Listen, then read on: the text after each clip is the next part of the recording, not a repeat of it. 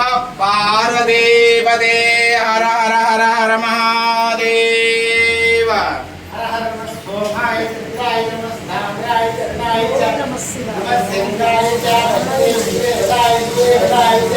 नमो नमः शंभवे नमः यामवे च नमः सिद्धराय नमः शिखराय नमः शिवाय च शिवद्राय ओम शांति शांति शांति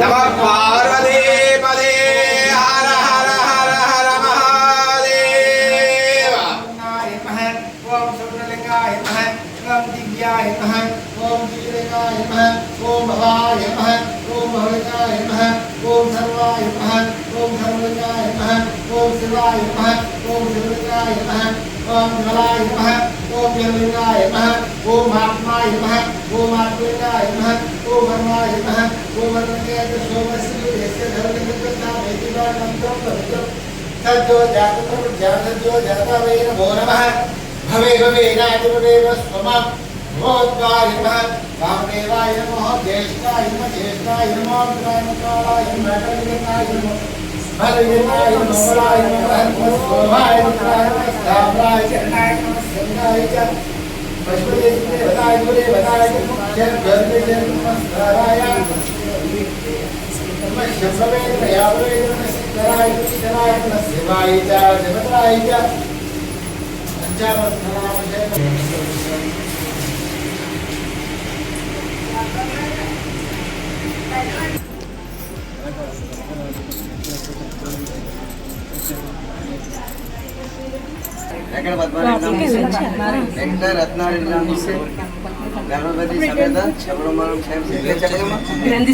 ग्रंथिशील गोत्र से श्रीनिवास नाम दिसे राजराजेश्वरी नाम दिसे लोहिता दत्ता नाम दिसे वेंकट दत्त चैतन्य नाम दिसे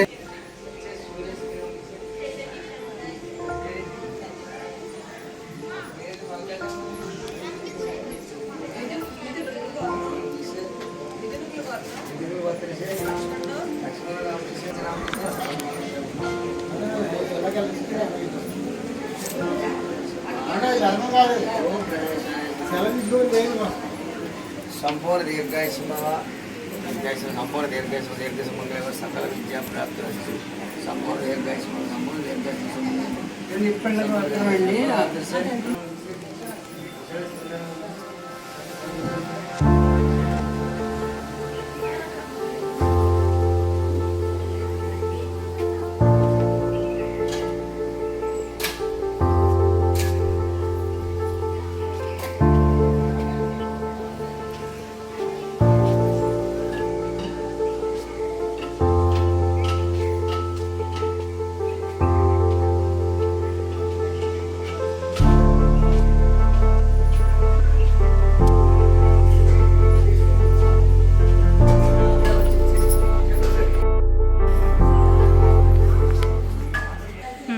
సార్ నమస్తే సార్, నా పేరు గుణేశ్వరరావు, భీమవరం నుంచి వచ్చాను. మాది జీటీవీ తెలుగు ఛానల్. మాది ఈ నత్తారామేశ్వరం గురించి ఈ స్థల పురాణం, ఈ స్థల ప్రాశస్త్యం అంటే చాలా ప్రసిద్ధి చెందింది.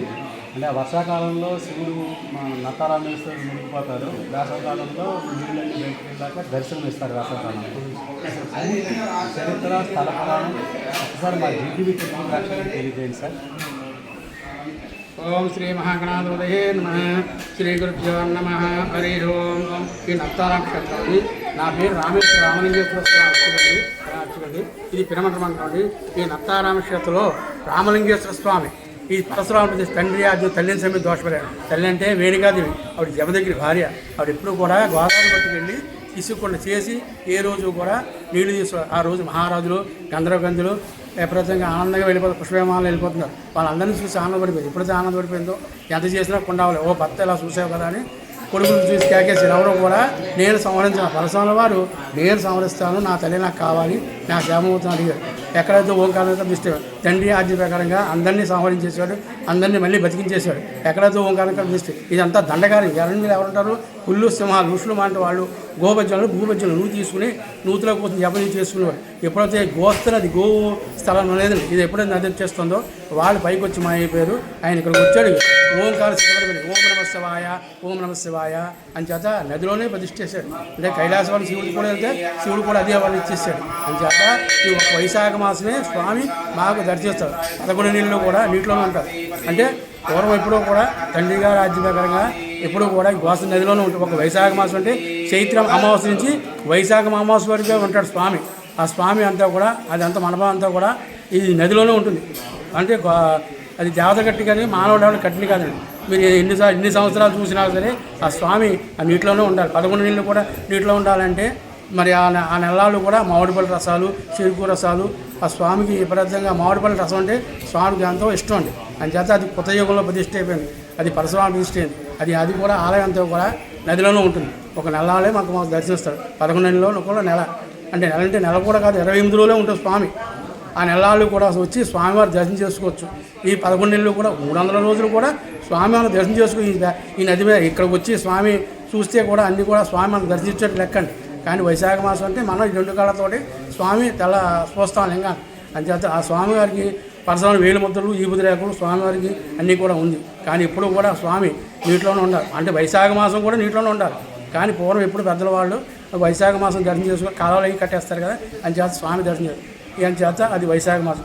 అంటే పరశురామావతారం రామచంద్రమూర్తి మరి అయోధ్యకి ఎప్పుడు రామచంద్రమూర్తి ఎవరు రావణాసు బ్రాహ్మడు అని క్షేత్రుడు ఆయన సంహరించి దోషపడి యాదానికి ఆయన కూడా ఒక లింగాన్ని ప్రతిష్ఠ చేయడానికి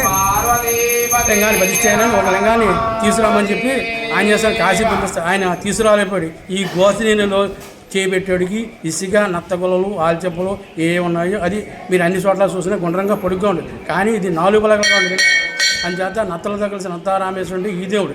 కానీ రామలింగేశ్వర స్వామికి నత్తలతో ఉంటాడు, నీటిలో ఉంటాడు. పూర్వం నుంచి ఒక ఆచారం ఏంటంటే నత్తారామేశ్వరం కదా ఆ స్వామి నత్తలతో ఉంటాడు కదా అని అనుకుంటారు. కానీ పైన వదిలి రాములవారి ప్రతిష్ఠ రామేశ్వర స్వామికి నత్తల కొలతో ఉంది. అది శైతాకారం. అది ఈ కాశీ కానీ రామేశ్వరం కానీ వెళ్ళొచ్చినా ఈ క్షేత్రానికి వచ్చి దర్శనం చేసుకుంటే కానీ యాత్ర పూర్తవుతుంది. 3వ లింగం త్రిలింగాల్లో 3వ లింగం నది అవతల నుండి లక్ష్మణోత్సవం ప్రతిష్ఠింది. లక్ష్మణోత్సవం ప్రతిష్ఠ బ్రహ్మసూత్ర లింగం. ఈ 3 లింగాలు కూడా 300 రోజులు దర్శనం చేసుకోవచ్చు. వైశాఖ మాసం వస్తే రామలింగేశ్వరుడు రామేశ్వరుడు లక్ష్మణేశ్వర స్వామి కూడా దర్శనం అవుతుందండి. తర్వాత వీరభద్ర స్వామి సుబ్రహ్మణ్యేశ్వర స్వామి ఆంజనేయ స్వామి కాళభైరేశ్వర స్వామి అమ్మవారు కూడా దర్శనం చేసుకోవాలి. ఈ క్షేత్రానికి వచ్చి దర్శనం చేసుకుని ఎవరు ఏది అనుకున్నా సరే స్వామివారి అన్నీ జరుగుతాయి.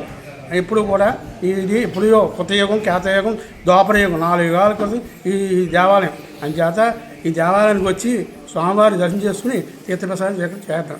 ఇది స్వామివారికి మహావైభవంగా కళ్యాణాలు మహాశివరాత్రి నాడు స్వామివారికి ప్రత్యేకంగా జరుగుతాయి. స్వామివారికి రామలింగేశ్వర స్వామికి రామేశ్వర స్వామికి భద్రకాళేశ్వర వీరభద్ర స్వామికి ఉమాసేత లక్ష్మణేశ్వర స్వామికి ఒకే ఏది మీద స్వామివారికి శైవాగం ప్రకారంగా స్వామివారికి కళ్యాణం జరుగుతుంది. 5 రోజులు కూడా విపరీతంగా ఏకాదశి నాడు ప్రారంభమవుతే ద్వాదశి నాడు స్వామివారి ఊరే మిగులుతాడు. మహాశివరాత్రి నాడు కళ్యాణం జరుగుతుంది. ఈ స్వామివారికి ఒకే పీట మీద కళ్యాణం. మధ్యాహ్నం 3 గంటలకి రథోత్సవం విపరీతంగా మానసంతాన రోజులు అన్నీ కూడా జరుగుతాయి. తర్వాత వీరభద్ర సంబరము అన్నీ కూడా 5 రోజులు కూడా విపరీతంగా ఎప్పుడు వచ్చినా సరే 300 రోజులు కూడా వచ్చి దర్శనం చేసుకోవచ్చు. వైశాఖ మాసం వస్తే రామలింగేశ్వర స్వామి దర్శనం జరుగుతుందండి. అంటే వచ్చి స్వామివారి చేద్దాం. స్వస్తి.